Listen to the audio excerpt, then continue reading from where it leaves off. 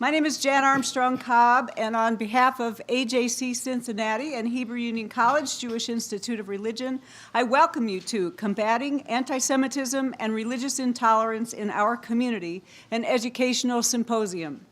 I'd like to thank Hebrew Union College for being an outstanding partner and for hosting this exceptional event. This timely program concerning the safety and security of minority groups in our community is of paramount importance. We are delighted to have Mayor Cranley address our group tonight. He responded swiftly, publicly, and unequivocally against the recent hate crimes in our city. He is joined by an extraordinary panel. The panel will offer us the religious, educational, legal, and law enforcement perspectives needed to understand hate crimes and the most effective ways to respond. Building coalitions to stand against hate is something we do so well at AJC. As an example of our many alliances, I'd like to recognize tonight's outstanding partners representing a diversity of faith communities. These include Bridges of Faith Trialogue, Brueggemann Center for Dialogue at Xavier University, Cincinnati Stakes of the Church of Jesus Christ of the Latter-day Saints, Greater Cincinnati Board of Rabbis, Islamic Center of Greater Cincinnati, Jewish Community Relations Council, Metropolitan Area Religious Coalition of Cincinnati, MARC, Safe Cincinnati, the Center for Holocaust and Humanity Education, and Women's Interfaith Network of the Cincinnati Suburbs. Thank you all for your support.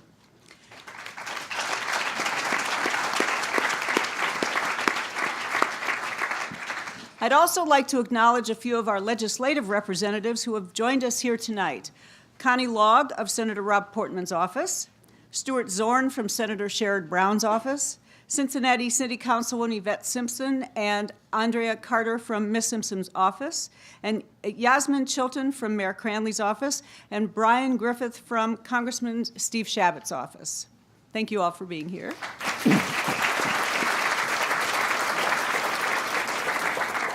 In the words of AJC's CEO, David Harris, no one is born hating, but tragically some are taught to hate, whether in the name of racial purity, religious doctrine, political dogma, ethnic stereotyping, or sheer jealousy. To state the obvious, Jews have never been immune from these age-old cancers, nor is it the case today.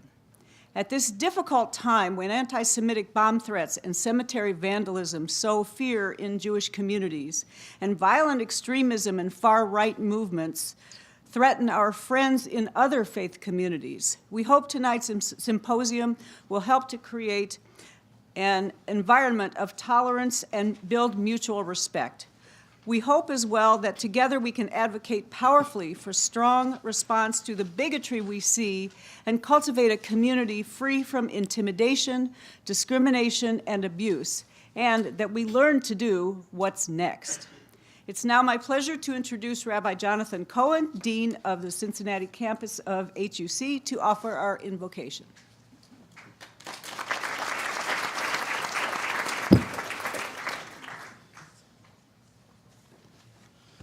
Ladies and gentlemen, thank you so much for being with us for this important event this evening. As you know, this Hebrew Union College was established in 1875. Only 5 years after the Jews were emancipated in Italy. Only 4 years after they were finally emancipated in Germany. In the one country throughout the Western world wherein Jews never had to be emancipated because they were equal from the moment this country was founded. Those European immigrants who founded this institution came here to this city to found Hebrew Union College, knowing that here in this country, they will find the kind of society, the kind of future that will enable our communities to thrive, to overcome hatred, to overcome discrimination, to overcome prejudice. That was the American dream that animated the founders of this institution. And since that time, our city and cities like ours throughout this country have delivered on this ideal and on this promise, enabling us to move forward to combat prejudice, hatred, and discrimination. Recently, even in the face of setbacks, of attacks, of hatred, the leadership of this city, the corporate leadership, the religious leadership, the civic leadership of this city stood up against hate, against anti-Semitism, and we thank the leadership of our city for their support, for their love, for their sustenance that has enabled us to be here all together this evening.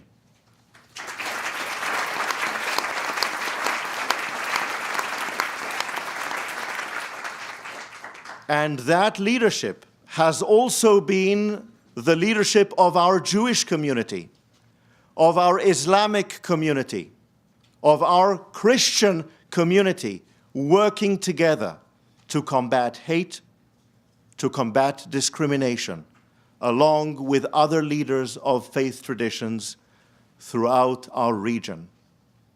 Among those leaders is one who is with us this evening, whom I would like to briefly mention, someone who has fought discrimination and anti-Semitism for decades, Mr. Weiland, Dick Weiland, who's here with us, who has decided to launch a new program against anti-Semitism that would bring together various agencies and aspects of our community to work together to fight discrimination, to fight anti-Semitism, and has made this decision today, and I would like to thank him for his leadership and for his courage. Thank you, Mr. Weiland.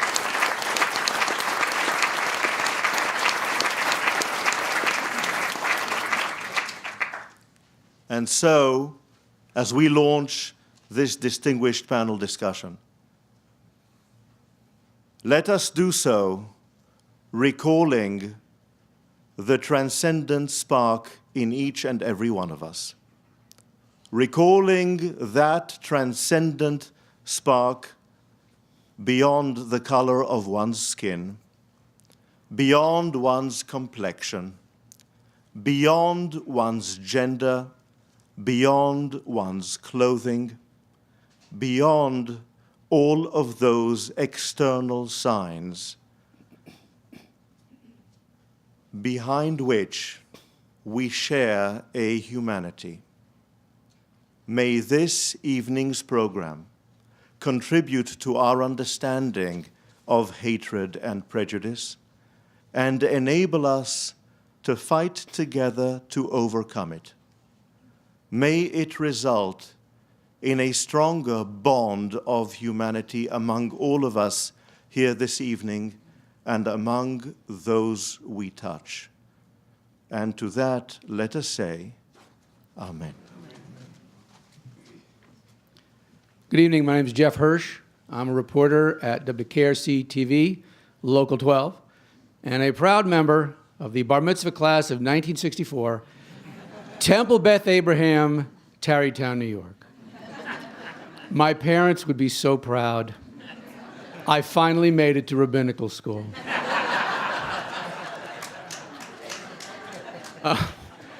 I reference my parents, and particularly my dad, because back in that time when I was coming of age, I remember my dad, who was a World War II veteran, was very, very proud of the fact that he fought in Europe against the Nazis. And this was something that he just drove home to me, that this was, one of the central facts of his life. And this was a long time ago. And here we are again. And no, I am not under any circumstances suggesting any direct similarities between that time and this time. But, for the first time in my life, I feel a little uneasy being Jewish in the United States of America.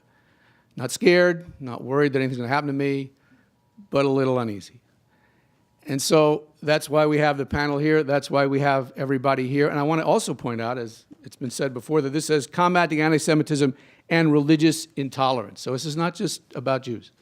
Obviously, what Muslims have been going through in the United States is very similar to the historical pattern of what Jews went through in the United States when they were recent immigrants, maybe 100 years ago. So I'll introduce the panel in a little bit, tell you some of the process of how it's going to work, the opportunities for you to ask questions. But before we get into that, we have the opportunity to hear from our Mayor, John Cranley.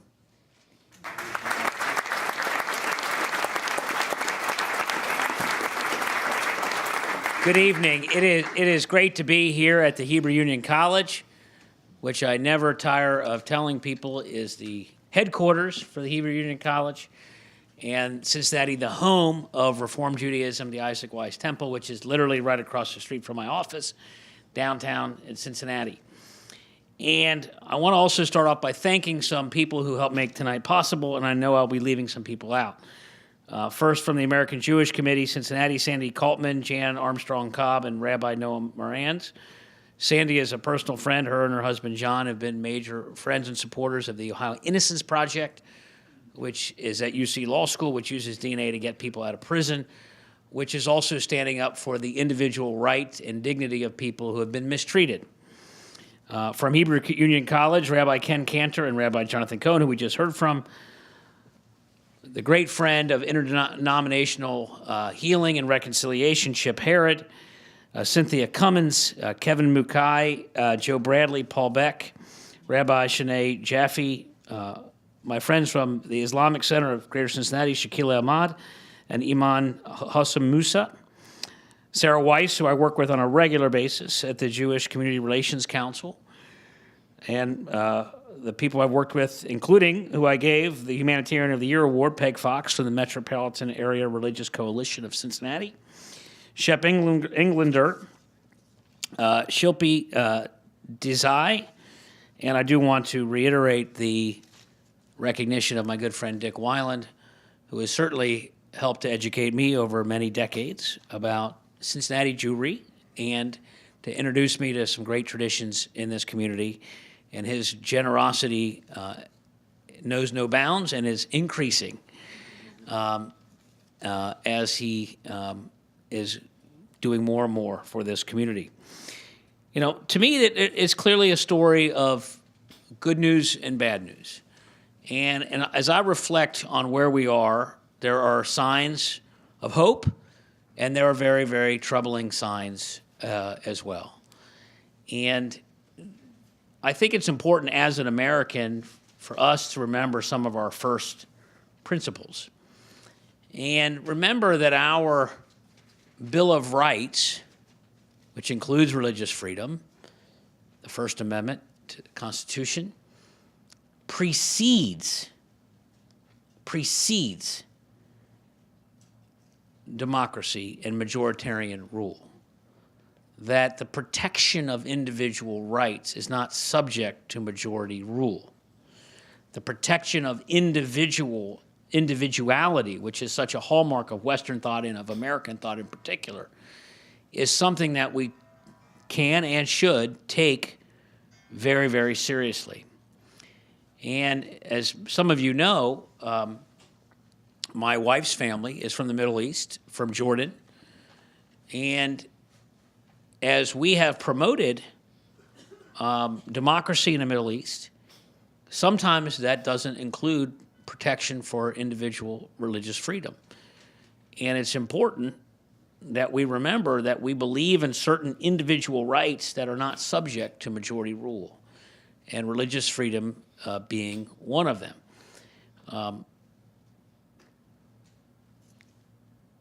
couple years ago, as mayor, I got to go on a wonderful trip to Munich, Germany, to celebrate the city's 25th anniversary of being a sister city. And of course, Cincinnati has enormous German ties, over the Rhine being a very prominent example.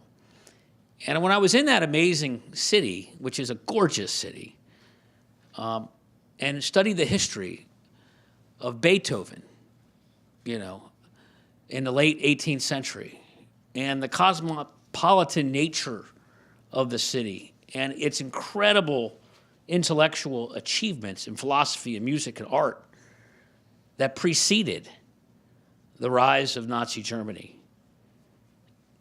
It's depressing to think about how it went backwards.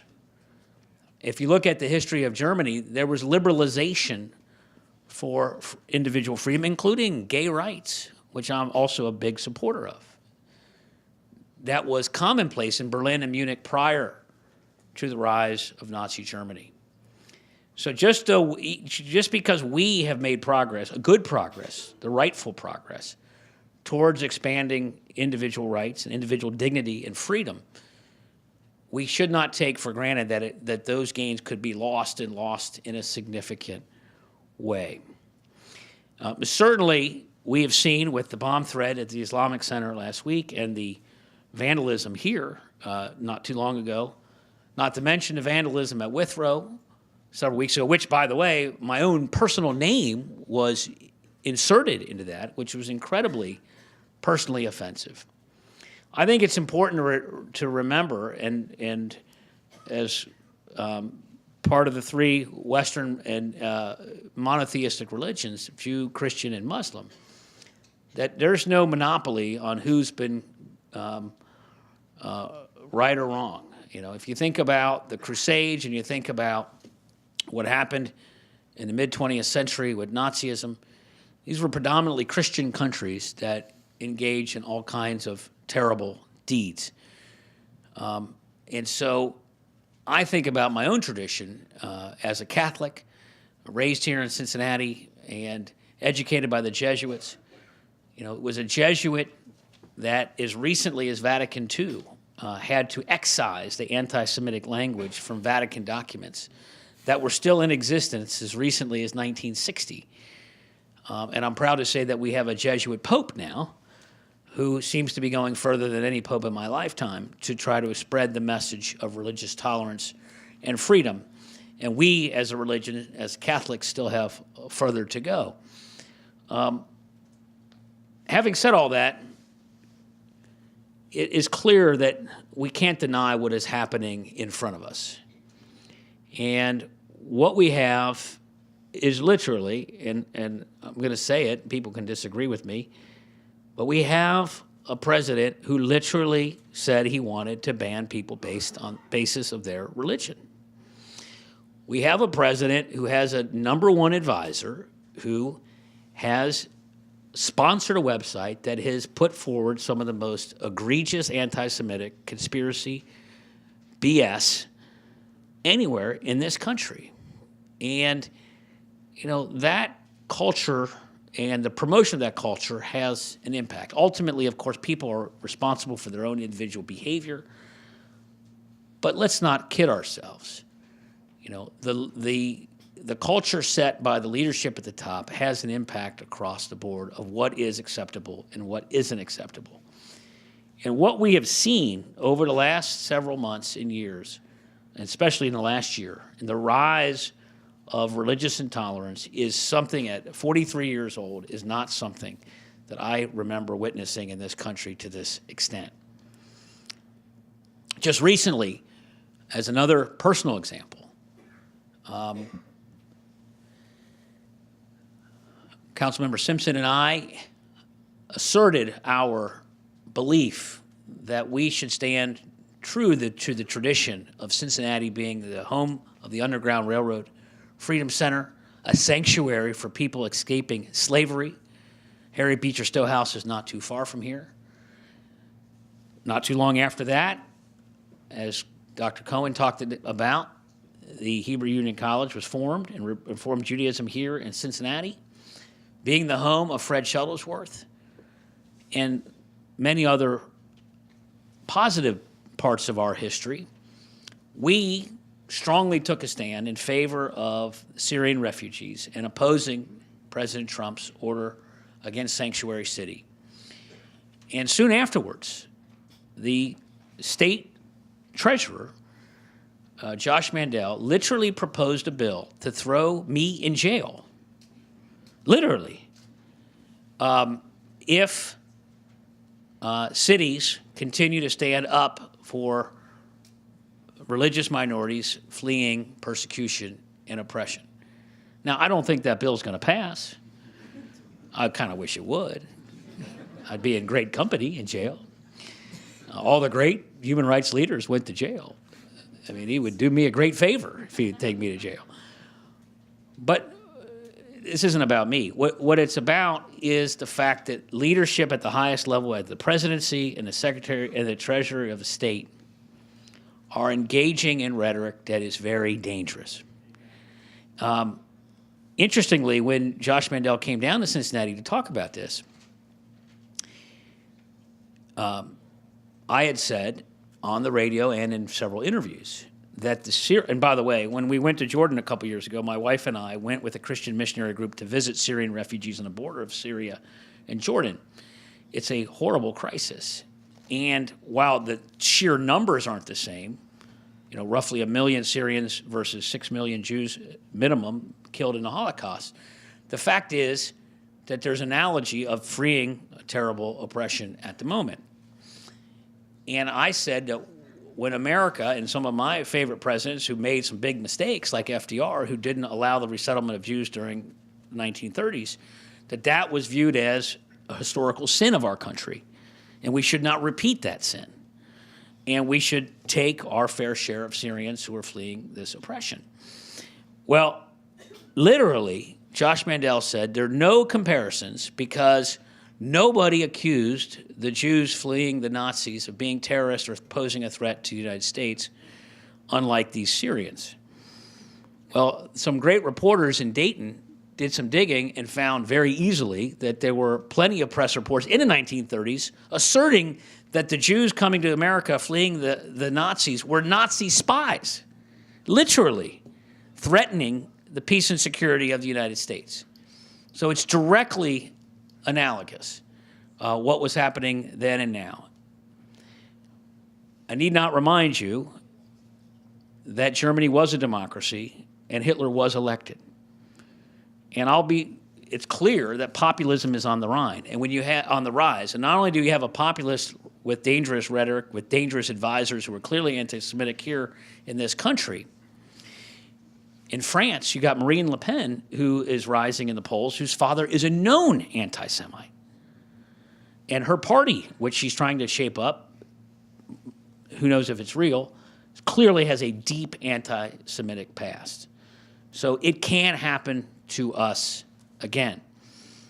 All we can do is, as Gandhi would say, be the change you want to see in the world, to stay true to our values as we have, standing up as a city against these actions of our government, and to have forums like this and to remind people at what's at stake, and that there are some things, individual and human rights, that are more important than majority rule and are not subject to majority rule because they are innate to our Creator. As I was mentioning to several folks here, I'm a graduate of Harvard Divinity School. In addition to many, many years of Catholic education, I did get to study under John Levinson at Harvard Divinity School, and it is a wonderful tradition that I get to be a part of here. And we stand in solidarity with the Jewish community, the Muslim community, and people of all faiths or no faith in Cincinnati to stand up with what we believe to be the true American values that this city in its best moments is represented, in this country is best represented, and we will continue to stand up for. So we stand in solidarity with you. I know we have a great panel. I am going to have to get to another event in a few minutes, but I just wanted to say thank you for doing this, Hebrew Union College. Thanks for putting on this great panel, and thanks for having me.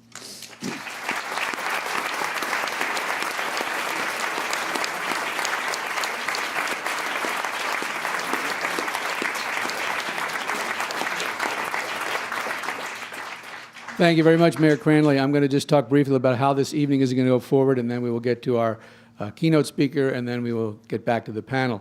On your chairs, which now probably are on your hands unless you're sitting on them, are little brochures which have the bios of everybody up here. So I'll not go through a long recitation of what's in the bios. You can read them. I will introduce everybody briefly as we get to them. And you may know what these are. These are index cards. If you're over 30, you probably used them once in college. What you can do with these, if you have any questions for the panel as we go through the evening, you can write down your questions, hand them to Kathy over there, and she and maybe somebody else will be walking around picking them up as we go, and we'll try to get to as many of those as we can. But the keynote speaker is someone I met this morning at breakfast, which was an honor. He's a very interesting gentleman, Rabbi Noam Marans of the AJC, Director of Interreligious and Intergroup Relations. And I am not going to waste any more time. You'd rather hear him talk than hear me talk about him talking. So here we go.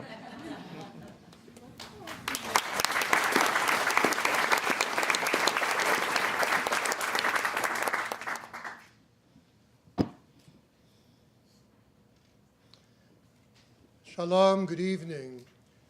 It's an honor and a privilege to address you on behalf of AJC and the Hebrew Union College Jewish Institute of Religion, the lead organizers of this evening's symposium and panel. For a student of American Jewish history like me, it's humbling to have the opportunity to speak at HUC. Clearly, the founding and still leading institution of American Jewish life. My own seminary, the Conservative Movement's Jewish Theological Seminary, is a relative newcomer, founded in 1886. And AJC is only 111 years old. So I am deeply moved to be connected to HUC even for an evening, together with my lifelong commitment to JTS and AJC. Passover, Pesach, is less than 4 weeks away. I know that makes some people very nervous. It's our Jewish holiday of storytelling, when we are literally commanded in the Torah to tell our story. I want to share with our non-Jewish guests and remind our Jewish guests 2 stories, or better said, 2 narratives that American Jews tell one another about the American Jewish experience.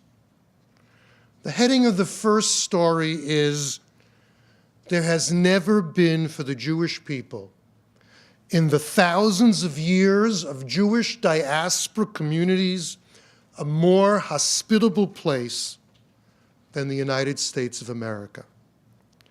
Most Jewish historians, maybe all, believe that to be true. Most American Jews would agree, and I certainly am among those who believe that the American Jewish experience has been unique. We have had opportunity here that we have utilized for our personal and collective betterment, and we have given back hugely and mightily to this great country.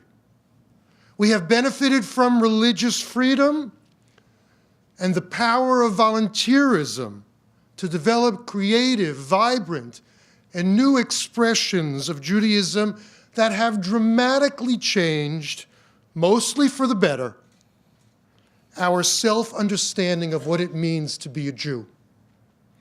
And we have created a Jewish communal structure without precedent, educational, social, and political, that has no equal in Jewish history. But this amazing Jewish historical achievement, the place of Jews in American life, was and is not to be taken for granted. It was actually hard-earned.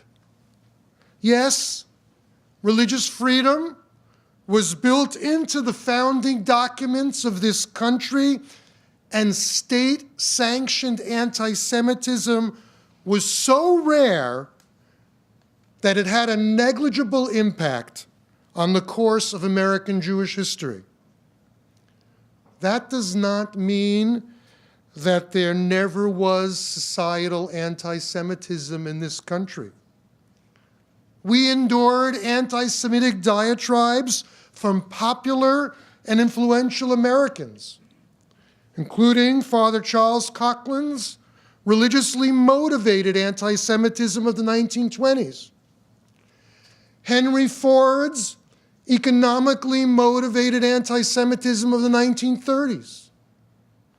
And Charles Lindbergh's politically motivated anti-Semitism of the 1940s.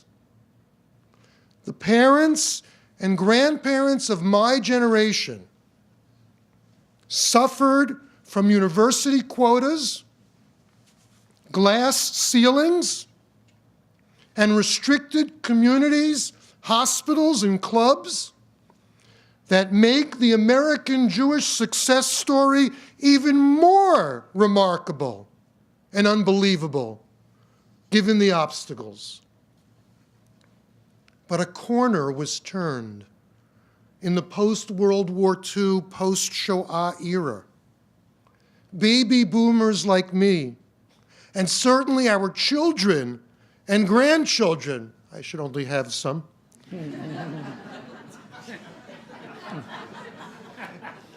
have little or no direct experience with anti-Semitism. Being Jewish today is far from a societal liability. Frankly, it's a societal asset. We are living in a golden age of opportunity for American Jewry. Even as we gather here this evening, in part because of an unprecedented explosion of anti-Semitic incidents, we must acknowledge that we are still living at a remarkable time for American Jews, a time in which just last month a Pew study could report that Jews are the most warmly regarded religious group in America. Being Jewish is cool. Who would have thought?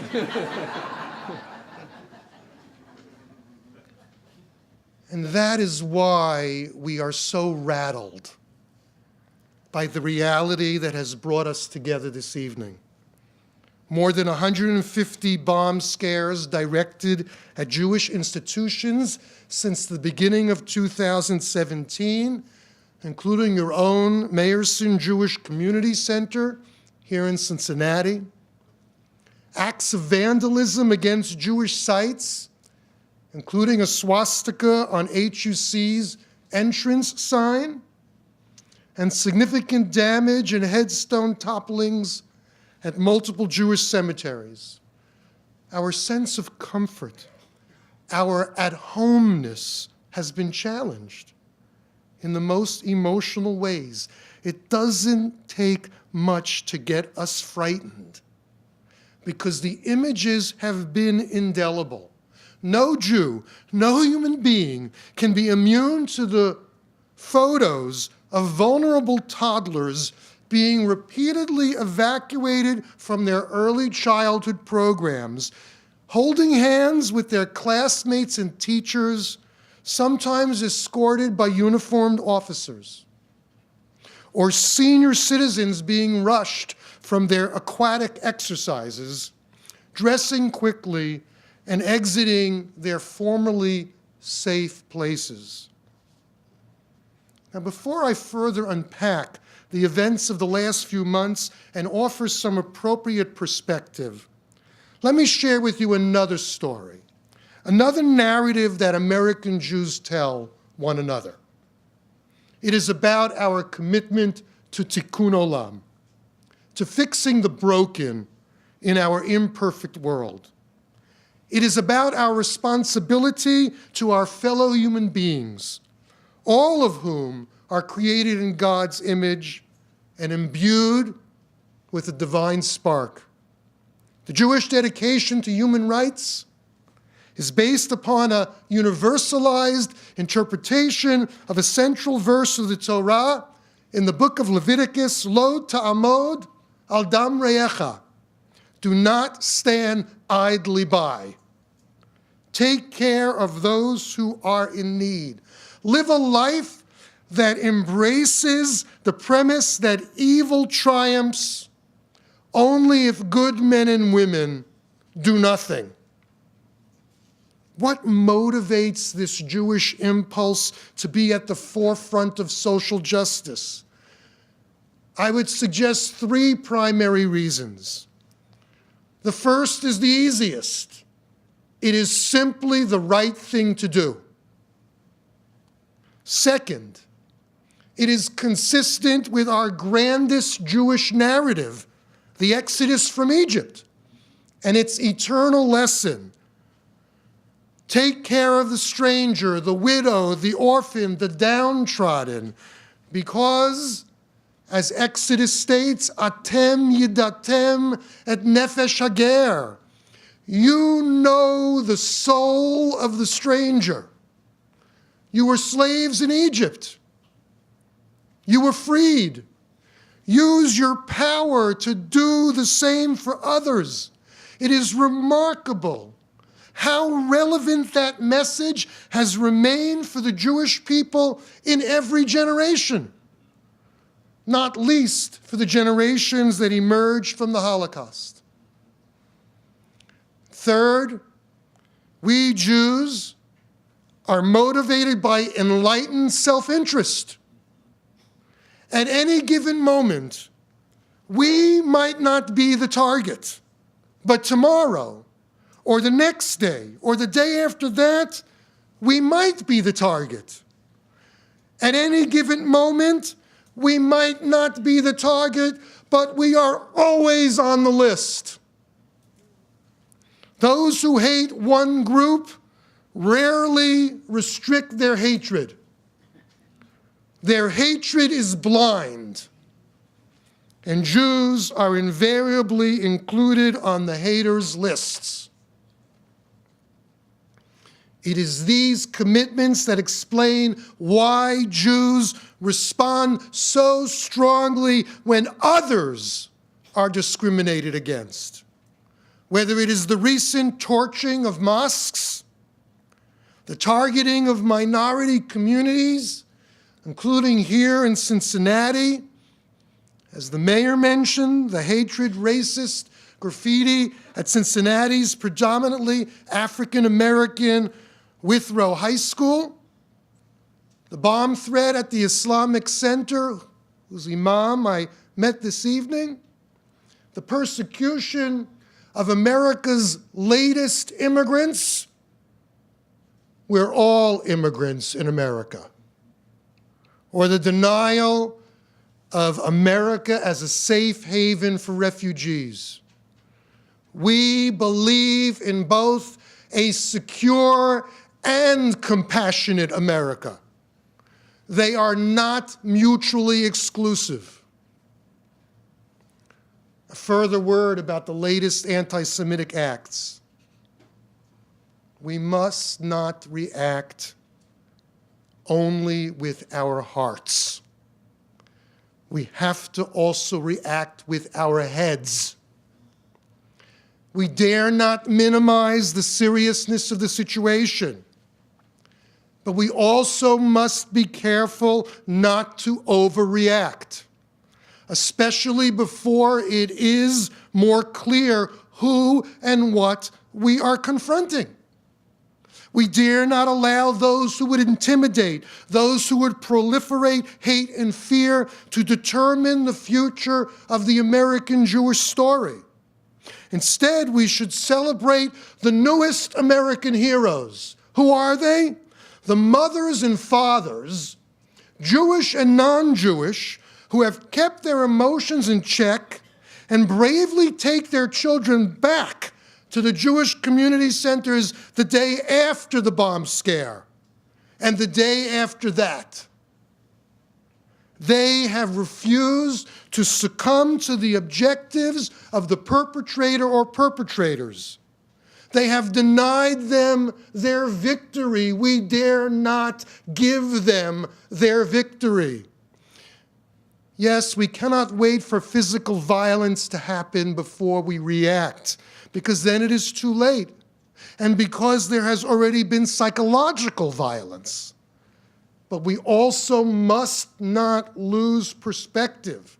We must continue to recognize the positive, broader narrative of the American Jewish experience and not allow the enemy of the moment to determine our course. So what can we do? We can begin with gratitude.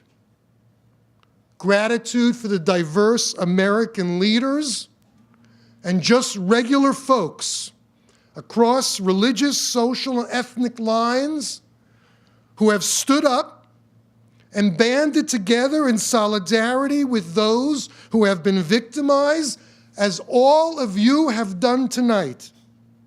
As others, I am told, simultaneously did in showing up at this campus after it was vandalized.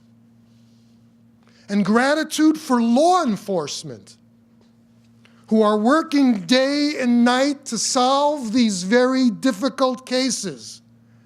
I am absolutely certain that they are as eager, probably more eager than we are, to apprehend the criminals. And gratitude to our elected officials, like your mayor, who have begun, he doesn't need to begin, he already did, to speak out strongly against anti-Semitism and other hatreds. We can demonstrate our solidarity with one another by visiting our respective houses of worship and community centers. An email is good, a telephone call is better, a visit is best. And we can take proper precautions and not continue with a naive, laissez-faire, unprotected approach at our religious institutions. We must figure out how to remain simultaneously both open and welcoming and safe and secure. We must reach out, as we are tonight, across religious, ethnic, and racial lines to create or renew alliances and friendships. It was in that spirit that AJC decided to invigorate its outreach to the American Muslim community. That decision led to the establishment, before the U.S. presidential election, of a National Muslim Jewish Advisory Council founded by AJC in partnership with ISNA, the Islamic Society of North America. The council has already achieved a great deal and garnered enormous positive attention. Cincinnati's own Shakila Ahmed is a founding member of the council, and she's expected here with us this evening. She's being honored by the Girl Scouts, I believe. We should call upon our denominational and faith group leaders to speak out. If your denomination hasn't spoken out at the national level, write to the leadership and tell them they have to speak out and issue supportive statements and show up in solidarity. We can call upon our elected officials and civil servants to assure that hate crimes are easily reported, properly chronicled, and fully prosecuted. We can offset the hatred with acts of loving kindness, helping with the spring cleaning of under-maintained cemeteries, or bringing a home-cooked meal to the other in our midst. I am sure there will be other takeaways that will emanate from our discussion. During the last wave of bomb scares against Jewish institutions on this past Sunday, the Jewish people were celebrating the holiday of Purim, based on the biblical book of Esther. The genocidal Haman wanted to destroy the Jewish people, but it could have been any people. He argued that the Jews were peculiar, different, separate, and dispensable, an argument made against many peoples by diverse tyrants over the centuries. We must stand up to the Hamans of every generation be they attackers of Jews or any other people. The Jewish people will soon celebrate Passover. At the Seder meal, we tell the story of the Exodus. Toward the beginning of the Seder, we offer an open invitation in the vernacular of Aramaic. I'll spare you the Aramaic. All who are in need, come and celebrate the Passover with us. That should be our collective prayer, be we Jewish or something else. We must live the similar words of Martin Luther King Jr. and live together as brothers and sisters or perish as fools. Our redemption cannot be complete. Our Passover cannot be fulfilled as long as there are others in need of our redemptive power. Thank you very much.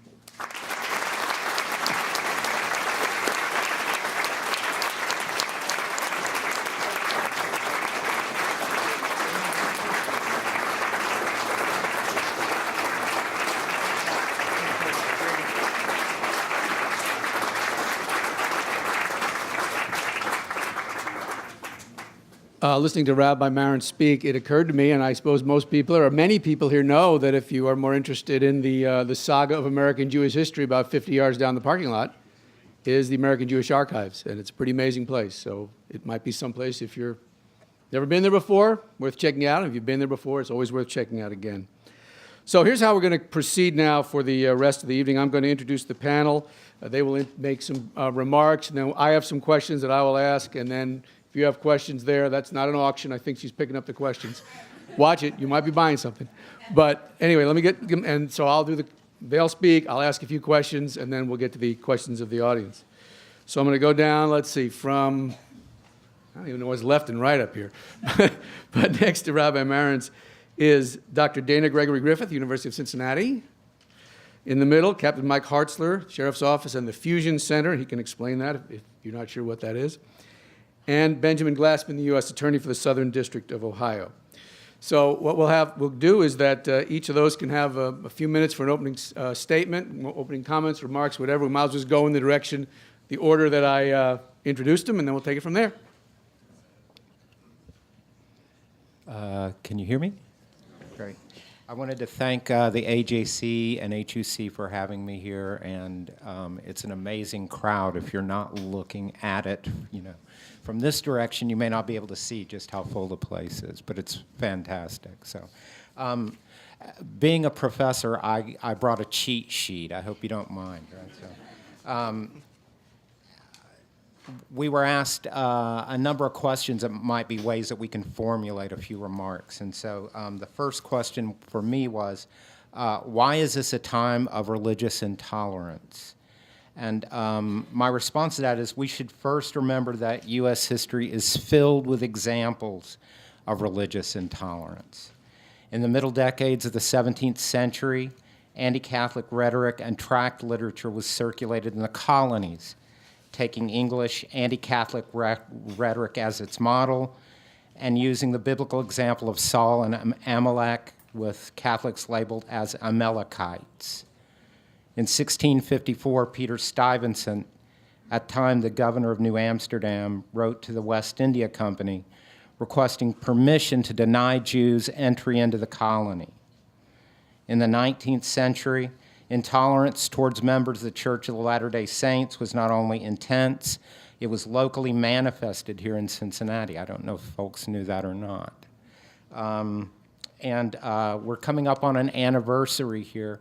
On the 21st of March in 1942, in West Jefferson, Ohio, Jehovah's Witnesses were attacked by a mob coordinated by the town sheriff, and an account by the American Civil Liberties Union says not the women and children, not even they were considered off limits in the attack.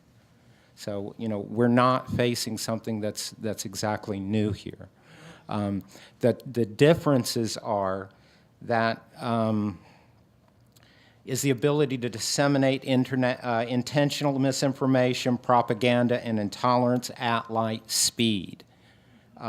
With little determination and some information technology skills, an intolerant group can have a website up and running in 24 hours and can push a steady stream of intolerance out to the public and all over the world.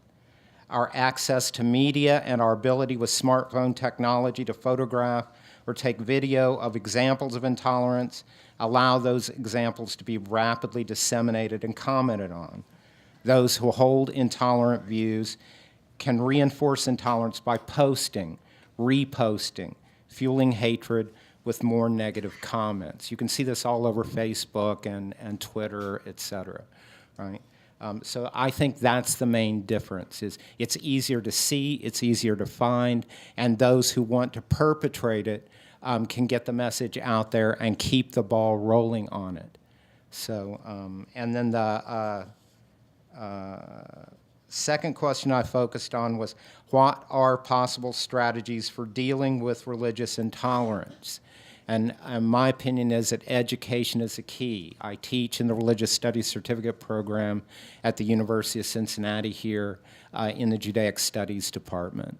And one of the things that I can see over and over again is that education about the history of religious intolerance, education about the lack of religious education about the lack of religious education in the United States, and education about religion themselves is it's sorely lacking.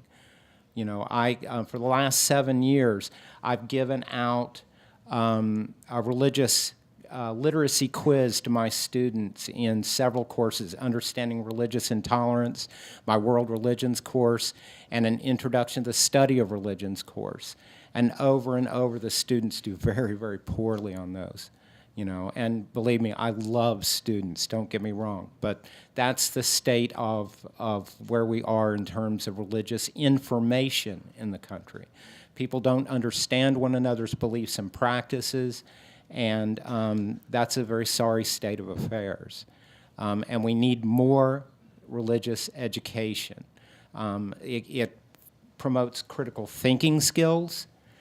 It promotes an understanding of the history of religious intolerance, and also having your facts right about a religion is one of the ways that you can combat it most easily, right? Because almost always, if you'll look, incidents of religious intolerance are accompanied by misinformation, lies, and propaganda about that religious group. And some people want to speak up, but if they don't know anything about Jews, if they don't know anything about Catholics, if they don't know anything about Sikhs, et cetera, what are they supposed to do and say? If someone says this and this and this are true, well, on their face, some of the things that are said might seem ridiculous, but if you don't have the facts to replace that with, you're in no good position to out-argue and defeat the other party. So we need that, and I think we have a wonderful opportunity to do that here in this community because we have so many wonderful colleges and institutions that do provide religious education. We need to talk more, amongst the institutions themselves, and somehow come up with a way that we can, we can move off of the campuses and out into the street to give religious information to people. So.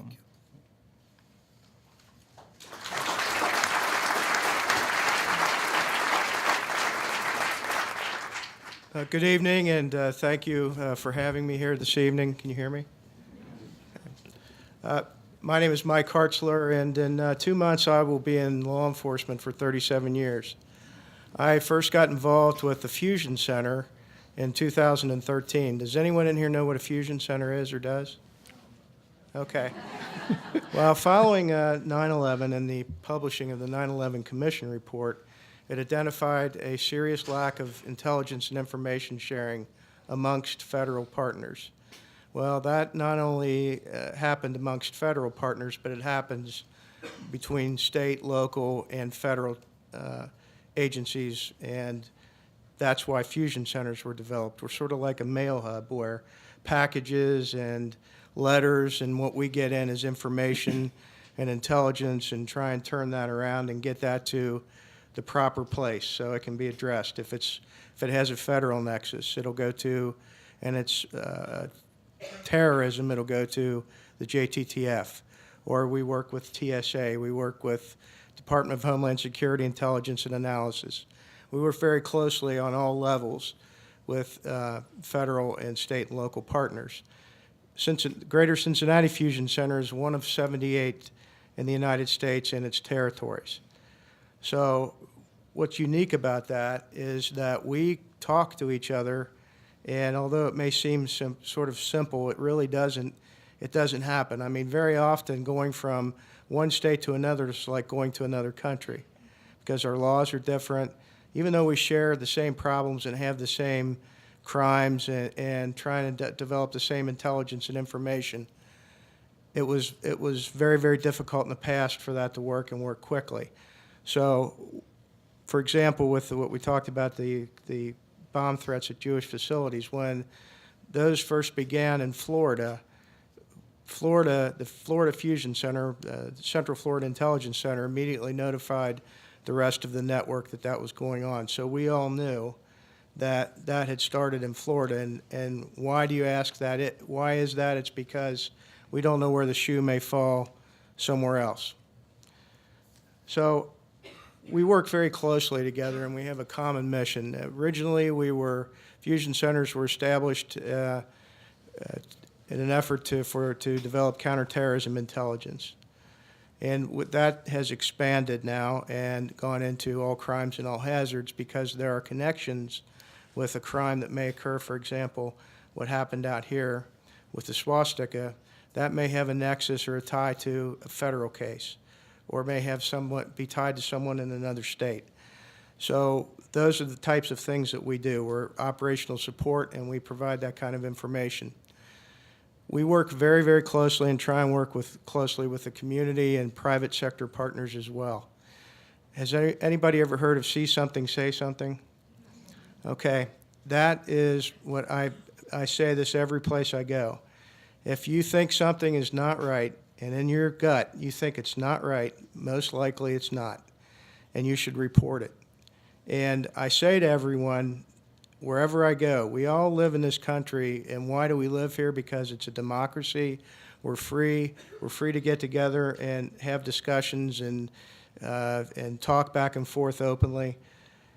So we all have an obligation, not just law enforcement, not just the FBI or fusion centers or anyone else. We each have an obligation to do what we can do to make this a safe country. And how you can do that is by reporting something that you think is not right. When you report it to us, we'll be back in touch with you and let you know if we can tell you if something occurred or we send it to another jurisdiction. But I can honestly tell you that we don't live in a bubble in Cincinnati. Since I've started this in 2013, I've gone and talked to countless groups, and I hear this doesn't happen here. Well, that's not true. It does. We can't talk about a lot of what goes on, but I can tell you that there have been events that have been thwarted through information that was obtained by people, by citizens, and by people on the street. We can't do it without anyone. Our job is to protect the nation and to protect the citizens of the United States. And that includes the Jewish community, African American community, Islamic community. It includes everyone. So we are constantly on the watch for threats that come out against a particular group or a particular sect, and we're constantly trying to catch that before something happens. With the Jewish center bomb threats, for example, that it's a very difficult and case with all of the bomb threats that have gone on throughout the United States to try and determine whether or not they're coming from one source or not. What happens is there's a juvenile, a young man that lives in Cincinnati, who has warrants in Colorado because he was sitting in his basement at his house. He's very prolific with the computer, and he was calling in SWAT runs in Colorado from his basement. So they were able to track that down. But a lot of these robocalls and so forth happen, and it's difficult to try and find out who's doing it, and especially to get enough information or evidence to prosecute somebody. But we constantly do that, and there's really only one way that we can do it, and that's with the help of everyone out here. Now, we all know social media is our friend. We all talk on, I don't anymore, but people talk, you know. And I go and talk to people, and they say, well, I've got 1,000 friends on Facebook. I don't know 1,000 people. People may know me, but I don't know 1,000 people. I don't know anybody here that knows 1,000 people. You have to remember that Facebook is being accessed and used all over the world, everywhere. So if you get someone on your Facebook account, they soon know everything there is to know about you. And so you have to be careful. With your children, you have to be careful because things happen. There was a young lady that was being recruited from the south central part of this state to go to become the wife of an Islamic fighter, an ISIL fighter. And she's 13 years old. So her parents finally found that out. And so I say this because you have to be aware. I don't say that you should be scared. We shouldn't be afraid. We have to live our lives, but we have to be vigilant. Times have changed dramatically. And we're facing some new and ever coming challenges with cyber threats, for example, cyber intrusions. There's a foreign country that has all my information because I have security clearances. So the Office of Personnel Management, I can say this because it was on the news, was hacked. And anyone who has clearances, whoever hacked it, has all their information. And my application was 35 pages long, full of personal information. So those are the types of things that we face and we try and combat. And keeping in mind when you're on social media, if you see somebody talking or espousing something that goes beyond their First Amendment rights, that's a threat to a community or a threat to a person or a threat to someone because of their religion, please report it. We don't have any way of really adequately trying to fish those things out. We've recently, Twitter and Facebook have cut off law enforcement from being able to monitor for those kinds of threats. And I say this to you tonight because as I've been doing this, we're not sitting there like people think that we're watching people's phone calls and listening to that. No, we're not. We're trying to catch someone before they commit an act. So we're trying to identify that, and we need your help to do that. I'd like you to imagine, and I'll close with this, if Adolf Hitler would have had social media, what would have happened? So that's what we're faced with today. There are people who are radicalized in the United States against Christians, there are people who are the hate crimes have increased by 67% for the Islamic community. In 2015, it went up 67%. So it's for everybody. This is happening everybody. People are becoming unglued with everything that's going on. So the objective for all of us is to help protect ourselves, our families, our children, and make it a safe place to be. So that's what we try and encourage is everyone to work with us. I'll come out and meet with anyone and talk with them, and you just have to give me a call. I'll leave my cards up here. Thank you.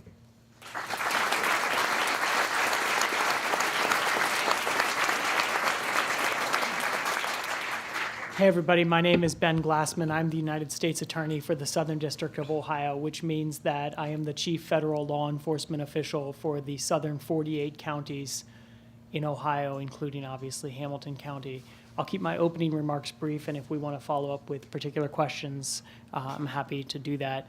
But my opening remarks are that obviously there are people committing hate crimes now, what we would colloquially call hate crimes, who have been emboldened for whatever reason. There are more hate crimes being committed now than were a few years ago. I think that law enforcement has a particular role to play in combating it from my perspective, and that's general deterrence. If we can identify, we can't necessarily identify, track down, investigate, and prosecute every act of vandalism, but I think that if we can identify one or another hate crime and investigate it and bring that prosecution federally and put people in prison, that will deter people from committing like acts. I'm fully committed to doing that, and you can hold me accountable. I fully intend to bring those prosecutions in the very near future.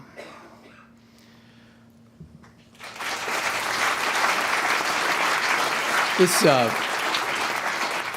was sort of alluded to in the comments, but one question I have is, because of the increase in events, incidents, anti-Semitic incidents, anti-Islamic incidents in recent months and years, do you believe that it's basically the same number of individuals that we've had for, you name it, forever? Or is it more individuals? In other words, is it a handful of people with the ability to do more things, or more people with the ability to do more things? It doesn't matter. Do you want me to answer? That's a difficult question to answer, because someone, as I just said, can be sitting there making these robocalls to Jewish institutions all over the country. And so it's difficult to say if that's one person, if there are more today, if there are less. I don't know that we can put our hands around that. But I think that given what's going on today, that something has obviously stirred up a group or an individual or group of individuals to try and do this. I would also like to say that a lot of times when school bomb threats get called in, the person that's calling in a threat like that is generally not the person who's going to set a bomb off of the school. They're doing it to get attention. So although we never ask anyone not to be vigilant and not to take those calls seriously, terrorists typically don't advertise what they're going to do and give you a chance to escape. That's not their objective. Did you want to add anything on that? Okay. Well, what is a hate crime? I mean, what's the difference between somebody saying you blankety blank and beating you up and just walking up and beating you up? What's the difference in is it a difference in a state law, federal law? I think the city of Cincinnati may even have a hate crime statute, correct? Councilmember Simpson. What's the difference? How do you define a hate crime, and then what's the different penalties? Yeah, so hate crime is a colloquial expression. There is no federal hate crime law. There are about 4 statutes that I have in my toolbox to specifically target people who commit crimes because of someone's race or sex or disability or sexual orientation. It actually differs crime by crime, but there are roughly 4 statutes that specifically target that, and the penalties for federal prosecutions depend oftentimes on whether or not there is either the threat or actual bodily injury, whether there's the use of a firearm, explosives, or other dangerous device, whether it's a felony punishable by up to 10 years in prison, or whether it's a misdemeanor punishable by up to a year in prison. The state has different crimes that they can charge, different bias crimes, and in fact, my office works closely with the county prosecutor's offices in cases where we have a crime that's been fully investigated, for example, by the FBI, and we're trying to decide where should we bring this prosecution. So just in Columbus recently, there was a mosque that was defaced in Hilliard, just outside of Columbus. And so I was working with the Franklin County prosecutor to decide whether or not that should be brought by him or by my office, and ultimately we decided to prosecute it at the county level because they could bring a felony charge, whereas I only had a misdemeanor charge. Are the penalties different for a quote-unquote, the ones you described versus your standard garden variety assault, be it state or federal? Well, there is no federal assault Well, charge. that's true, you're right, of course. In Ohio, the law is it's ethnic intimidation, and it's one degree higher than for example, if criminal mischief or aggravated menacing or menacing. If it's ethnic intimidation, the penalty is 1 degree higher. So it may be a misdemeanor at one point, but if it involves a hate crime, then it may increase to a felony. This question kind of refers back to what Dr. Griffith said, but about history.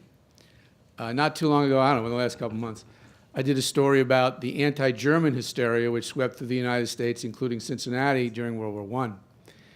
And in light of what's going on now, and through history, American history, is it too easy to say, oh, well, every group goes through this, you'll get through it, and eventually you'll be okay? Is that too simplistic? Is it minimize the problem? Or is it accurate? Other than the historical legacy of slavery, which is a whole different saga. But is that minimize the problem, or does it explain the problem? Oh, no. It minimizes the problem, I feel. That's, there's nothing fair or equitable about saying something like that. It seems on its surface, it's one of these things that's poor critical thinking and bad information. It seems on its surface like it makes some degree of sense. But when you look at it, what you're going to find is that the history is rife with examples of intimidation, of anti-Semitism, of religious intolerance. And telling a group of people to stand in line for that is absurd, I think. Yeah, I didn't quite mean it like people should take it. I just meant more like historically, have we seen that every group that comes here faces something, and over time it diminishes, not to diminish what they face, just historically, is it two steps forward, one step backward? Doesn't help you if you're being victimized, but. No, it doesn't. And one of the things that I would to say to that is the specific reasons for a particular type of intolerance or hatred may be different than another group. So, to talk about it as this is something inevitable, it's not something that's inevitable. It's created out of cultural, social, economic, political backdrop. So.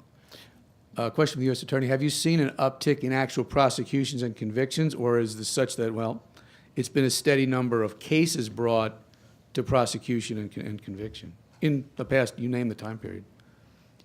No, we've had a small number of prosecutions every year for the last, 10 years, for example, but the number of matters, meaning crimes that we're investigating, has increased greatly over the last few months.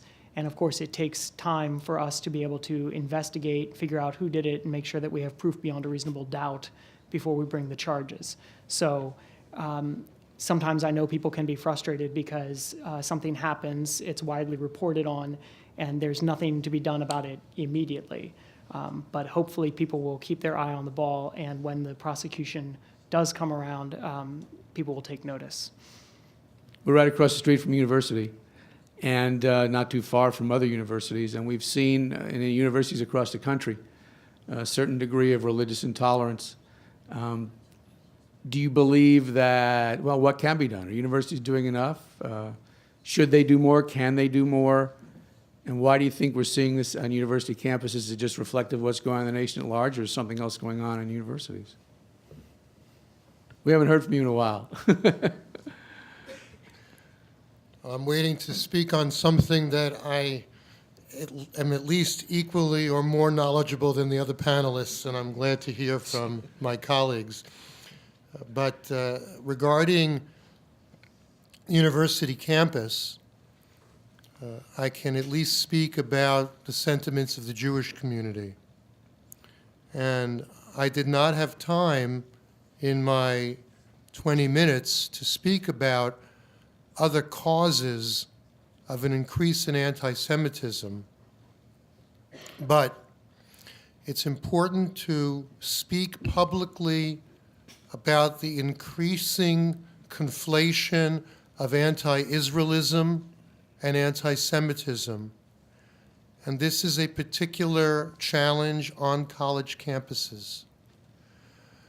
There is a tendency for anti-Israelism to be the politically correct form of anti-Semitism. There's nothing illegal about it. It's not a hate crime, but it creates an environment of tension and threat for Jewish students on some campuses. It's very important from a Jewish perspective that our young people be better equipped to handle this, and also, akin to what I said in my talk, not give it disproportionate attention relative to other issues of importance in the Jewish community. So to strike the right balance. But there's no question that there has been an element of intimidation. If one has a particular commitment to Israel's support and this growing problem of intersectionality, in which young Jews who are associated with Israel's support are disenfranchised from other progressive movements within the campus. This is a side issue to the issue of anti-Semitism, but in 2017 cannot be ignored as part of the broader issue. We certainly see it manifest in Europe, more so than here in the United States. I'm going to go to questions from the audience now, and honestly, these are the first I've seen them. We're not censoring them. I don't know what they said. I'm just reading them in the order they were handed to me. So there may be answers you want to deal with, and there may not. So we're going to go for about 15 more minutes, and so that's like, this is wait, wait, don't tell me. This is the lightning round, okay? This is the end. This is an NPR crowd here, isn't it? Yeah. So, all right, I think I just asked this one. How many hate crimes are being prosecuted? We just did that one. All right. Divestment. Okay, well, this is sort of what you talked about. It says, is divestment at its core based on misinformation, prejudice, both, or neither? It's kind of what you talked about. That's an issue on campus, I think, in a lot of cases. My experience with divestment is in the denominational churches. That's where my expertise is. As far as I'm concerned, divestment is not an economic tool. It's a demonization tool. It's a tool that is used to demonize Israel in a public environment. And again, this obsession, this over-focus to the exception of all other issues, holding Israel accountable at a level that is not current with other countries, and more importantly, ignoring offenses and abuses all around, is a form of light anti-Semitism, if not hard anti-Semitism. I'm just going to go through the next question. This one is a question that says, some children, I guess, of Muslim parents in public and private schools were told by other student, I'm not sure if it's students, one day after the election, go back to your house, you're ISIS terrorists, and so on. What can parents do, I guess both sides? If you have parents of goodwill whose children maybe are saying things that who knows where they got it, what can parents do to try to prevent their kids from doing it? And if you're a parent and your child comes home and says, Mommy, Daddy, somebody said this to me, what do you do?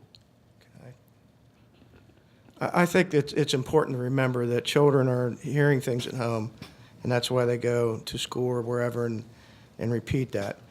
In my home, raising my kids, I felt it was always important for them to know, first of all, as I was raised, that we don't act like that. We don't behave that way.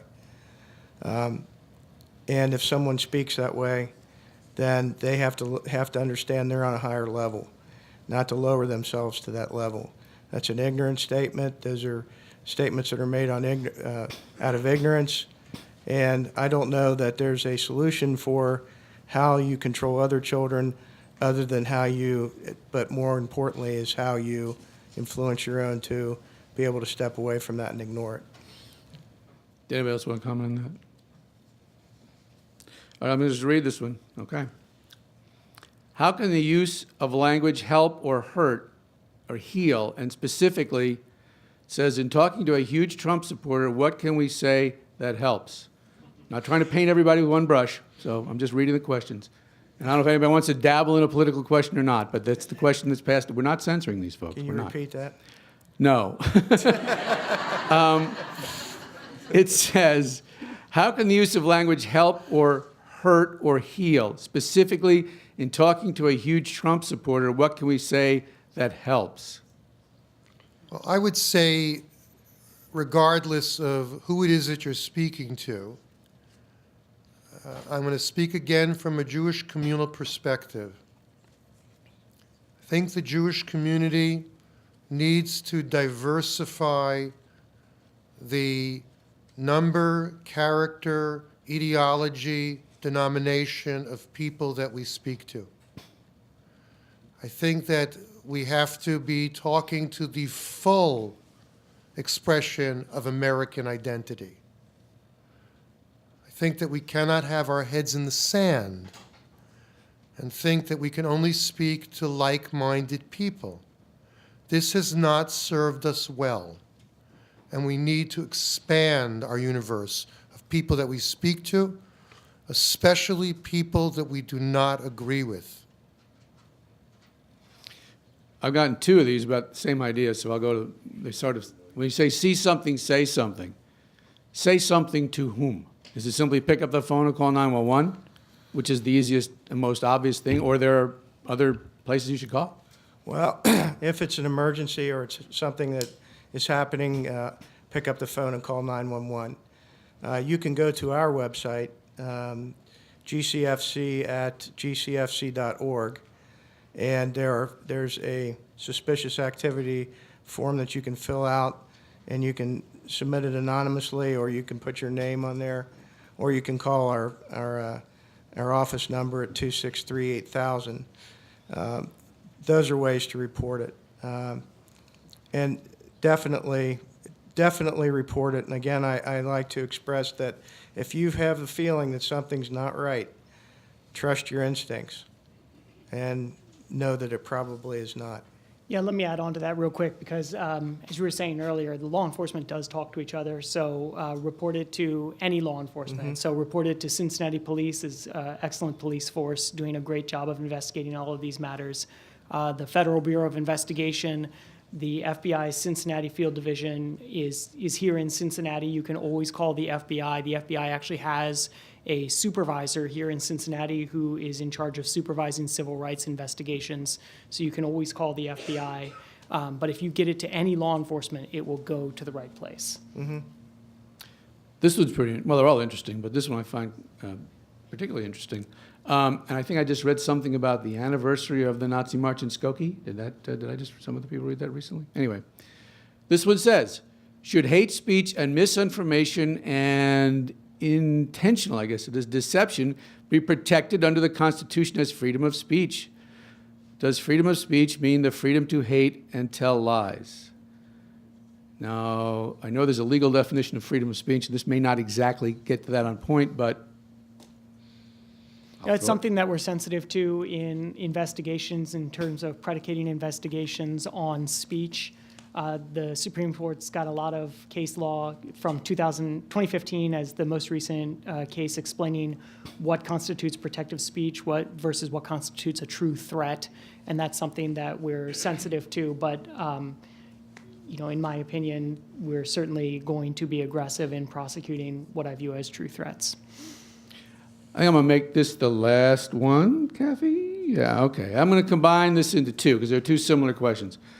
One said, as a community, do you think we are doing enough to address some of these issues? And another question was, what can the clergy do? So that's kind of overlap, but I'll throw that one out. There's the last one, then kind of wrap it up, and that's it. Unless somebody has some last thoughts, but I think we'll make that the last question. I'll take the clergy question.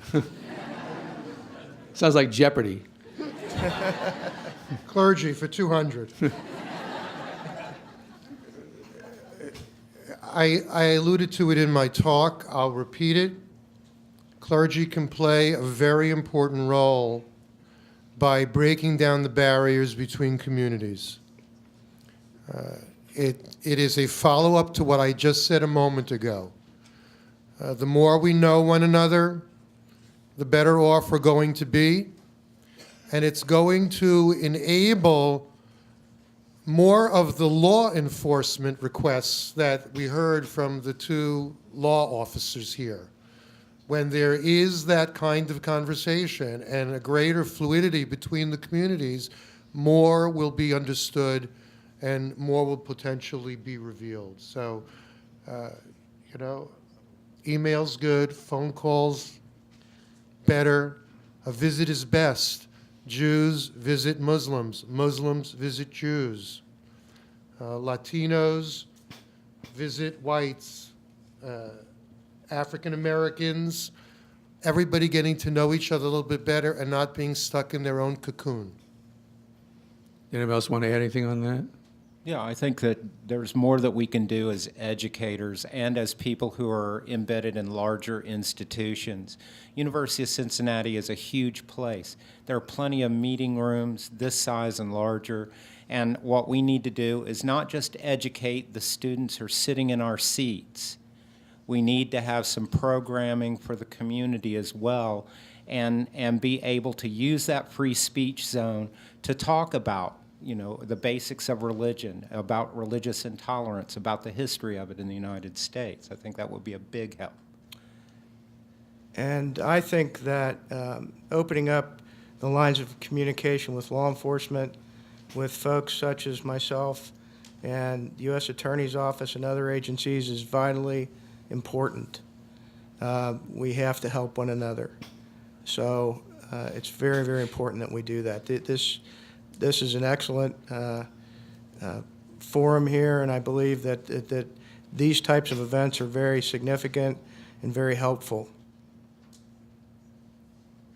So as a journalist, I can't... If I can add, also for schools, you had mentioned opportunities for us to come together of our different faiths.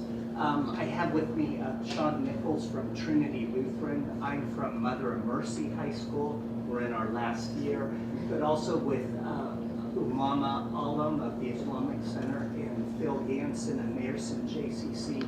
We have been bringing young people together to meet on service days so that they can interact with each other and learn from each other.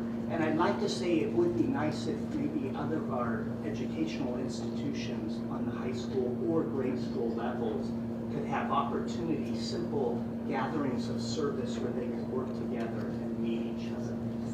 I think obviously there are a lot of people of goodwill here. Obviously, they wouldn't be here. And, this is a good opportunity. I'm sure there might be people here before you leave. There'll probably be some people who want to come over and you go, okay, that's a good idea. Let's work on that. And you heard, okay, what can we all do? And it was alerted to by the speakers in various things. And as a journalist, I cannot urge you to do anything because that's not what we do. But we can inform you of the options that you have should you choose to use them. And obviously, you can call, you can write, you can tweet, you can email, you can post on Facebook, and you have this little card somewhere on your pocket or on your seat, and it has the numbers and addresses and all that of the various representatives that you have. In fact, sometimes that kind of lobbying pays off. We love set props in TV news. We love to hold things up, okay? This is a letter signed by all the Congress representatives from Ohio to the Department of Homeland Security and the Attorney General, urging the maximum effort to look into and prevent the anti-Semitic acts that we've seen. The two senators from Ohio also signed a similar letter that I believe all the senators in the Senate signed. You know, we've heard here, you go to rallies, go to events, interact. It sounds so simple. It sounds so easy. It is easy, right? To meet people and do things. God, I sound like a rabbi. Well, your parents' fantasy has been That's right. fulfilled. So I think that pretty much sums it up. Kathy, did I miss anything? Do you want me to? All right, so now I get the last word. Ooh, okay. So the other day I read an article. It was a story about an immigration ruling in Florida. The judge's last name was Hirsch. No relation to me, spelled differently. He ruled in favor of, I believe, the immigrant who was some sort of a detainee. But in his ruling, I want to make sure I get this right, he said, America is not about those who dream of power. America is about those who have the power to dream. Dream on and good night.